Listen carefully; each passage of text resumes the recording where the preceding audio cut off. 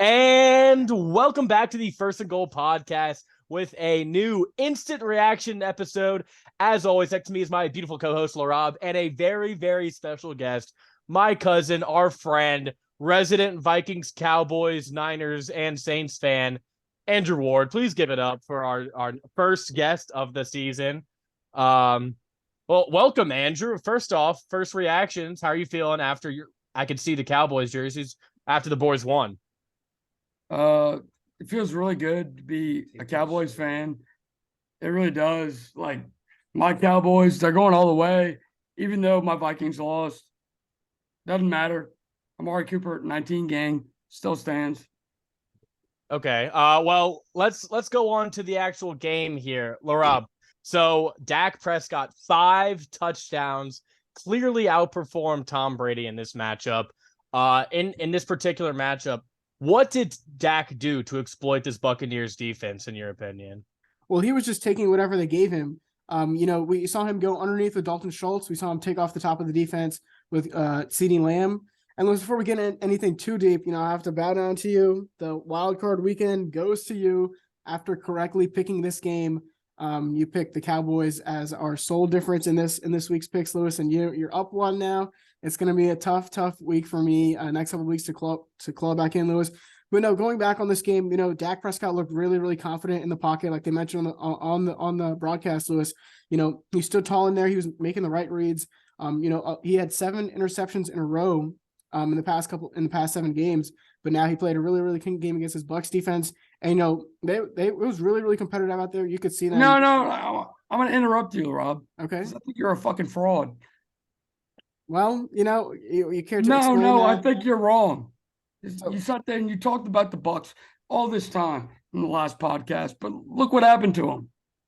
Well, Andrew, we talked about it. We brought it up in previous conversations. We've watched this Bucs team all year. This is not a good football team. I mean, that's true, Lewis. They had the mask of Tom Brady on, so you had this false sense of hope. And it's granted, it's Tom Brady. He's a legend. He's the GOAT, right? And, all that being said, at the same time, this team is awful. And all we needed to see from the Cowboys is a good side of the Cowboys because they are clearly the more talented team. And they show that tonight. They played clean football all throughout the night. And it was honestly just the perfect night, except for the missed PATs, which was, that was pretty shocking when it happened, but honestly a bit overblown in my opinion.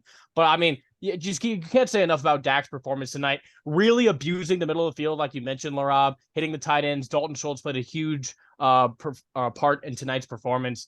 But let's flip it over to the other side of the ball. Like I said, the Bucs were not the better team. I told you this, but now Brady, a lot of rumblings about what could happen with him this offseason. Andrew, I'm going to throw this to you. Was that Tom Brady's last home game in Tampa? I mean, I think so. I don't know where he's going to go. I mean, I know where I hope him to go. Yep. I really don't know where he's going to go. But, I mean, I hope he goes to New Orleans. But I don't think Sean Payton's going to go to New Orleans. No. He would only come if Sean Payton was the coach. And it seems but I don't like think Tom Brady's going to go to Dallas either. Well, why would he go to Dallas? We just saw what Dak did. I think the candidates would be San Francisco and Las Vegas seem to be the most popular options, with also some mentions of maybe a Jets or some other teams that are kind of on the fringe. I'm going to stop you right there, because San Francisco doesn't need a quarterback. That's what I was exactly about to mention that, Lewis. We're going to find out. Round pick on Trey No. We don't need to find out. They have their franchise quarterback in Brock Purdy. Okay, so you're Brock casting Purdy. You're casting Trey Lance. Brock Purdy gets blown out by your Cowboys, Lewis. Excuse me, Andrew. And this next coming divisional round, it's a win-win for you. Either your 49ers move on or your Dallas Cowboys move on. So I know you're excited already for the NFC Championship, Andrew. Oh, no, 100% I'm excited. It's a win-win for me. Either 19 game moves on. But what do you think, Andrew? Looking ahead to the matchup with San Francisco, obviously a completely different team than the Tampa team they faced tonight. They're going to run the ball a lot more. They're going to have a physical defense, really take away a lot of what the Cowboys want to do in the running game. So what can the Cowboys do to give them a chance at winning the game in San Francisco next Saturday? Nothing. Nothing. Wow. They're running into the buzzsaw that is the San Francisco 49ers. Now Vegas has it as a 4-point line right Debo, now. 19. Samuel. So Vegas thinks that this is going to be a pretty competitive game, the lowest lowest listed line of the entire week so far. It is early, but I mean that's pretty good value because I agree with you, Andrew. I think this is a low line, and I think the 49ers just as a team, this Cowboys run defense is not been good all season. We've seen that, but it takes a certain type of team to exploit that. And so far this season, a lot of these pass happy teams, they get down to the Cowboys and they have to keep passing. But if you're the 49ers and your identity is to just run it up the gut and make them feel you, then this is your perfect opportunity to take the ball out of Dak's hands. And then that defense is just so explosive, so turnover. Just getting turnovers, just electric to the ball. So, Laraib, what do you think Dallas could do to maybe turn the tides in this one? Well, it's going to be the same thing they did tonight, Lewis. We know Tampa Bay, as much as their secondary is not, up to the standard, their front seven, I still believe, is one of the top tiers in the NFL with Vita Vea, of course, the two linebackers, and Devin White and Levante David. So if they stick to that same game plan against the 49ers and Fred Warner and Eric Armstead and Nick Bosa, get the ball out quickly into the flats, 7 routes, just, try to exploit what the defense gives you. And Dak Prescott, if he looks the same way he did tonight, really, really confident, it's going to be a lot closer than what people expect, Lewis. And I think that this Cowboys team, they have a lot to prove. And, Micah Parsons was a really big game changer in this one, getting after Tom Brady, all night. And so if they can continue that, Lewis, their secondary, I think they can hold up against, Debo Samuel and Brandon Ayuk much better than the Seahawks did this weekend. And, I think there's nothing you can do against Debo Samuel. I'm sorry, Laraib. Well, I mean, as we saw in the wild card round last year, I mean, they had their hands full with him. And now you add Christian McCaffrey into the mix, it just becomes that much more dynamic. But I mean, this Look, is I'm sorry, First and Goal podcast, but I'm gonna have to bring this up. So last year, your one and only Lewis bet me $100 that the San Francisco the Green Bay Packers would beat my San Francisco 49ers. And guess what happened? Debo Samuel led them to a victory. So I'm sorry, but this podcast is all a fraud because I am him. I called it. I am Ward Stradamus. I know everything. All right, Rob, go on. Okay. Well, we had. I need a rebuttal. Hold up. I need a rebuttal real quick. I mean, the 49ers didn't even score an offensive touchdown. That was who got the first down to win the game? Debo Samuel. It was an ultimate Frauders just explosion, and I should have seen it coming. I thought it was going to come in the championship round. I didn't think it would come that early. I thought a little bit too much of Aaron Rodgers, but obviously, as we know now, Rodgers is indeed the case here. Real quick before we head out, I want to talk about some more Tampa Bay future stuff. I think at this point it's almost kind of signed, sealed, and delivered that Todd Bowles is gone. Do y'all agree?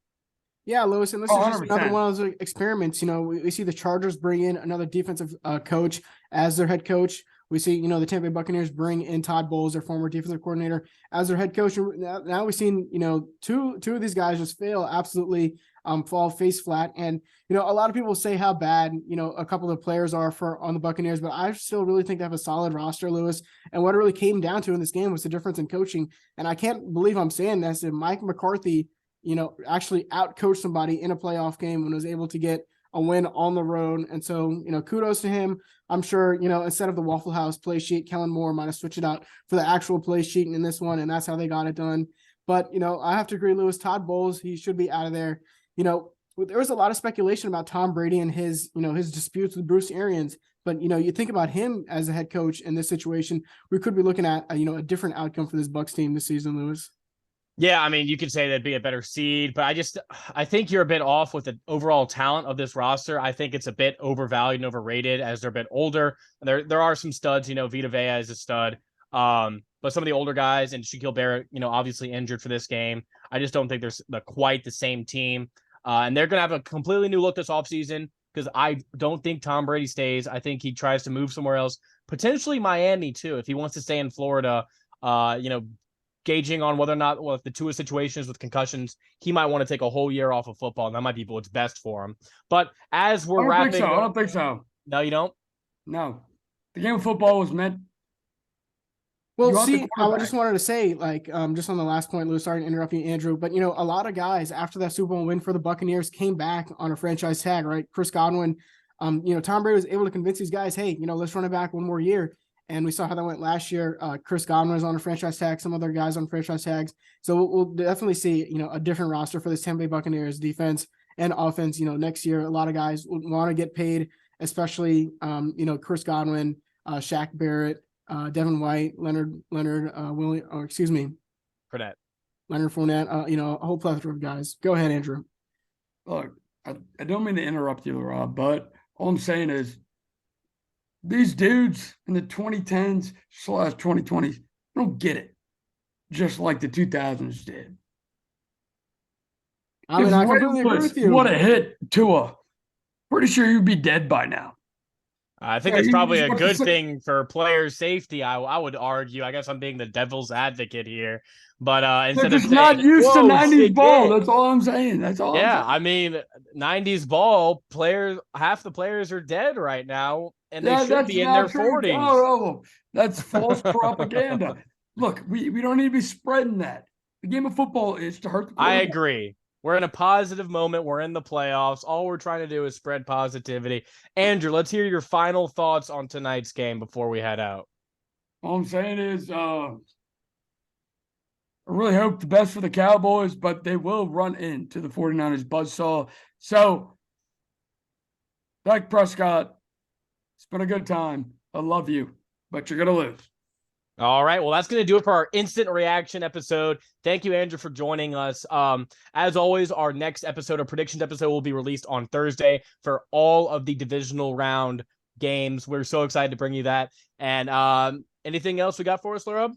No, I just want to say, if you watching this, if you want to come on the First and Goal podcast, go ahead and hit us up on socials. And this could be you at the bottom of the screen talking about your favorite teams, your favorite outcomes, your thoughts on the game. But Lewis and Andrew, this is the First and Goal podcast signing off. Peace.